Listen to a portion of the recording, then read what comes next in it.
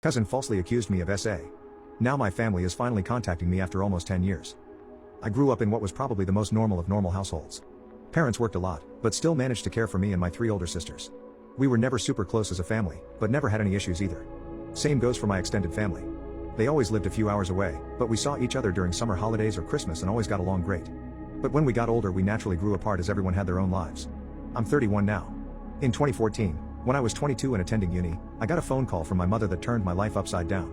I remember I didn't even answer at first, because I was gaming with friends.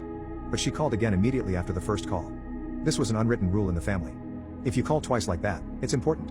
Like someone died important. So when she called again, I excused myself and answered, only to hear chaos in the other end. Like people were arguing. But when my mom realized I had answered, it sounded like she went to another room and closed the door. I just asked what was going on and I heard she was crying. My memory of this conversation is a bit blurry, but she basically asked me if I had something to confess to regarding E. E is my cousin on my mom's side and is 7 years younger than me, 15 at the time. At that point I hadn't even seen E for several years. I just said no and asked what this is about. She just cried even harder and started accusing me of SA-ing E back when we were children. That E had told everything to my sister, and that my sister told my mother and my aunt. E had told them that back when she was 9, and I 16, she'd been playing in my room when I came in and started feeling her under her clothes and kissing her. My mother screamed at me to say something, but I couldn't even speak. It was all so absurd. I remember thinking that must be some bad joke. The last thing I remember saying was that it's not true and that E is lying. But then my mom goes on saying that how E gave such a detailed description of where and how.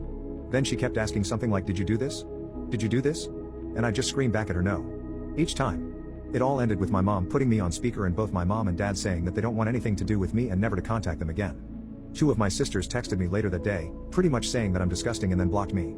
I know it's weird, but after that call I went to have a long shower. To this day I still don't know why I did that.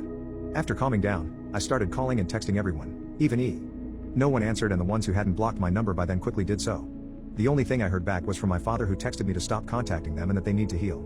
That was 9 years ago and I haven't spoken to anyone in my family since that day. To say this fucked me up is an understatement.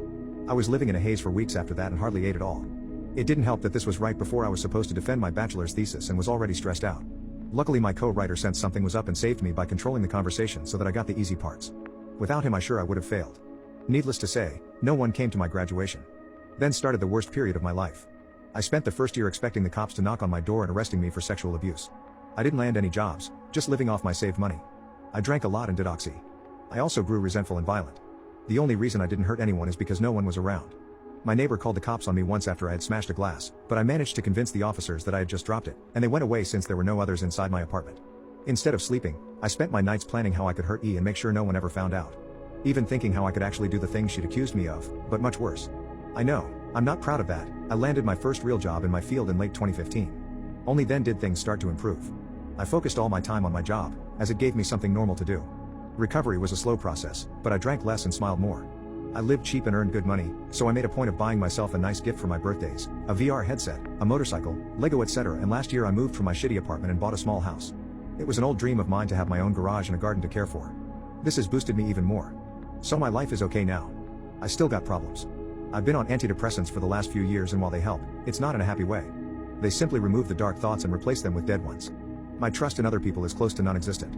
I've tried dating, but only been on 2 dates with 2 different women. It's really hard to speak like a normal person when it comes down to it. And what would I tell a potential partner when she asked about my family? Oh, you know, they accused me of a heinous crime and we're not talking anymore. But I didn't do it, I swear. My field is very male dominated, so the only woman I really speak to is my therapist, who I like a lot. A few days ago, I received a text from my mother. It felt unreal and I was scared to open it at first, so I just stared at the notification for hours before opening it. Yesterday, a second text followed. Translated, they basically say, "Hi, my name, it's been so long since we talked. We miss you and want to know how you're doing." Here she writes a long text about my sisters and how my nieces and nephews are getting big. I didn't even know I was an uncle. Know that we love you and always will. Love, Mom and Dad. The second text said, "Hi, my name, we understand if you don't want to talk to us after what happened, but please listen. Last month, the subject of you was brought up at a family gathering. During this, E was downplaying everything that had happened to her. It got so awkward that she finally admitted that nothing happened and that she probably just dreamt it.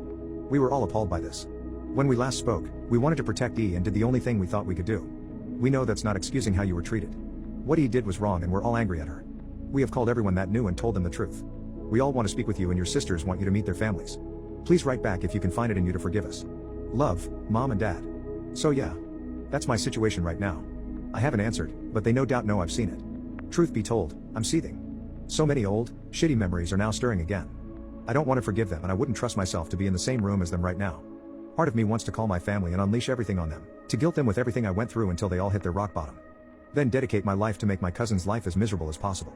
The other part wants to ignore them and continue with my okay-ish life with my motorcycle and my garden to keep me company. I don't have any friends. The only people I speak to are my coworkers, but we're not really close. I've called my therapist's clinic, but they told me she's on vacation and won't be available for weeks, and I don't want anyone else than her. So that leaves internet strangers. So please, where to go from here? Do I ignore them and continue as is? Or do I answer? And if so, what to even write? I'm pretty sure meeting them in person would be a bad idea for a foreseeable future, but I'm not even sure how my life can improve from picking up those old threads. As embarrassing as it may sound, I've dreamed about the day when they apologize to be them throwing themselves to the ground and kissing my feet. Texting seems so anticlimactic now.